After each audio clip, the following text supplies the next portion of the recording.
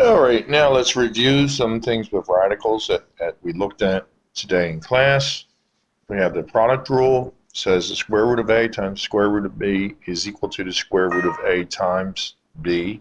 Example of that, the square root of 50 is 25 times 2, so the square root of 25 is 5. Square root of 2 is square root of 2. There it stays, okay? So that allows us to simplify roots.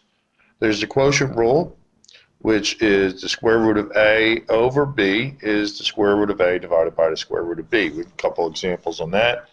And again, these rules can work both ways. The equal signs imply you can move from left to right or from right to left, okay? So the square root of 72 over the square root of 18 is moving from right to left with the quotient rule, which says I can rewrite the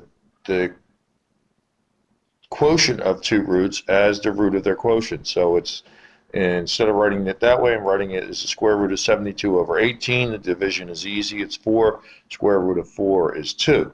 Moving the other direction, if I had the expression the square root of 25/49, then I can break that down into two radicals, the square root of 25 over the square root of 49, and call that 5/7. Okay? Now, the next set of exercises deal with simplifying radicals with addition or subtraction. Here's a rule that is not the case, and we're going to illustrate why that is not. The square root of a plus the square root of b is not, I repeat, is not the square root of a plus b. Okay?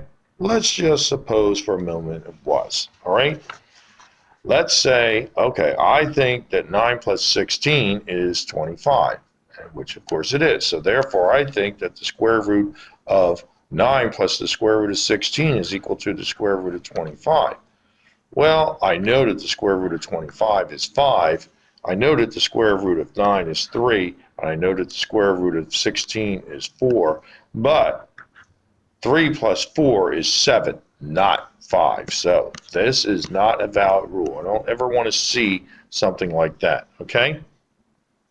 Only radicals with the same number under the radical sign can be added. That's called the radicand.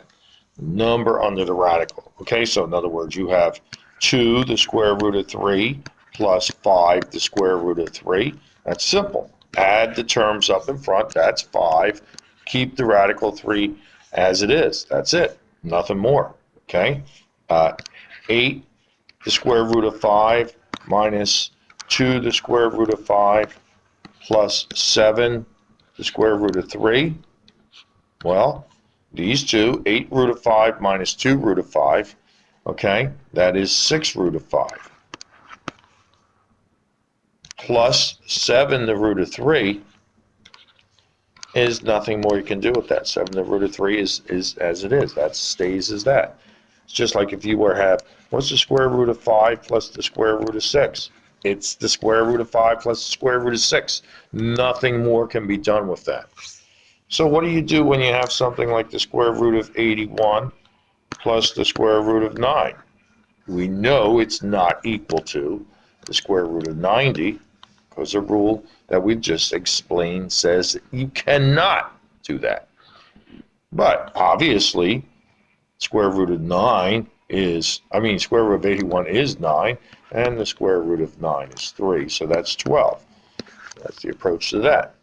But what if we have something like the square root of 75 plus the square root of 48? Well, no, they can't be added, but they can be simplified.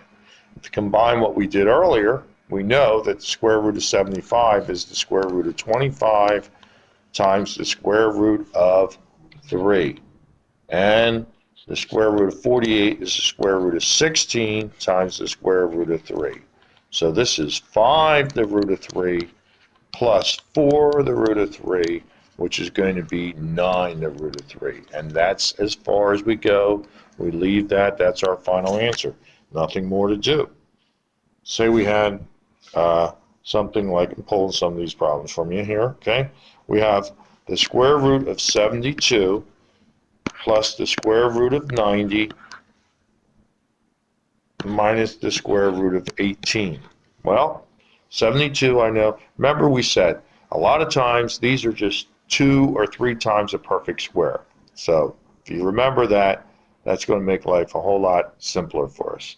So 72, I know, is 36 times 2. So 36 square root times square root of 2. So that's going to come down as the square root of 2. Okay? Now, I'm suspecting, okay, that since these have a square root of 2, maybe a square root of 2 is going to be in them. Well, certainly 18 is 9 and 2. So that becomes 3 the root of 2. And then we wonder about 90. Well, we say, well, that's 9 and 10. Okay? So I'm adding these. That 9 is going to come out of the house. It's going to be 3 root 10. Now, they only have 2 of these items which can come together. That's 6 root 2 and minus 3 root 2. That's going to be 3 root 2 plus 3 root 10. And that's basically as far as we're going to go with it. Don't make the mistake of saying, oh, that's 6 root 12. Okay? If you think you can go to the next step, don't do it, because it's probably going to be the wrong approach to the problem. Let's take a look at another one of these problems here, okay? I've got this problem number 27. I've got the square root of 24 plus 3, the square root of 28, minus the square root of 96. Yeah, okay, that's getting a little congested. I'm going to put it down here. It's a little too, I need a little bit more space. So I'll put it down here. Square root of 24 plus 3, the square root of 28, minus the square root of 96 plus 5, the root of 27. Okay? 24 is a perfect square that goes in there is 4, which goes in 6 times, right? So that becomes 4 the root of 6. I mean 4 times, root of 4 times root of 6. Plus, okay, what about 28? Well, 28 is 4 and 7, yes? Okay, so that's 3 times the square root of 4 times the square root of 7. Minus, what about 96? Is there a perfect square that goes in there? How about 4? Does 4 go in there? 4 will go into, okay, 96. 4 and then 9 goes twice. That's 2. And then with, okay, 16, 24. All right. So I think we're going to break that down even further, but we will. Okay. Plus 5 times, that's going to be root of 9 times the root of 3. All right. This comes down as 2 the root of 6. Okay. This comes down as 4, comes out of the square root sign as 2, multiplies the 3 for 6, the square root of 7. Okay. And this comes down minus 2 the root of 24, which I'm going to tidy up a little bit.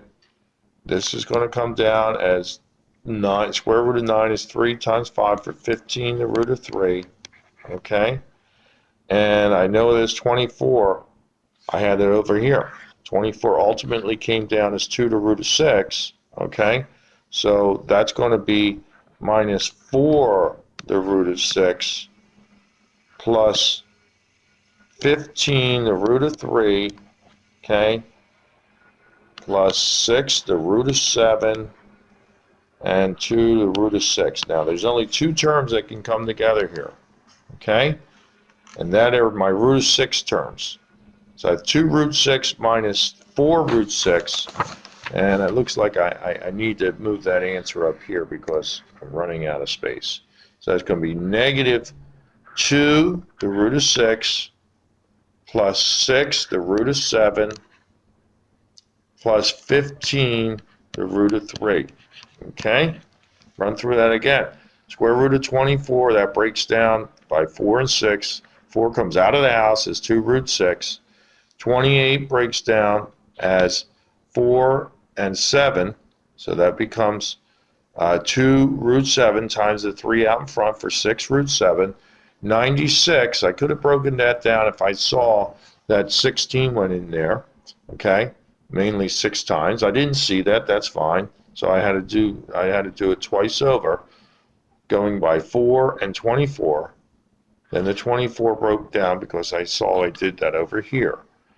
5 square root of 27. 27 breaks down as 9 and 3. 9 comes out of the house, okay, as 3 times the 5 for 15. And tidy it all together. There's your answer for number 27, okay? Having done these, you need to go through, look at all the problems. I want you completing this worksheet for tomorrow's class. We'll run through the answers and see that you are all right. So we worked on the one side in class. The other side of the worksheet needs to be completed for class tomorrow. Do not come in without having that other side, both sides of the worksheet completed for tomorrow.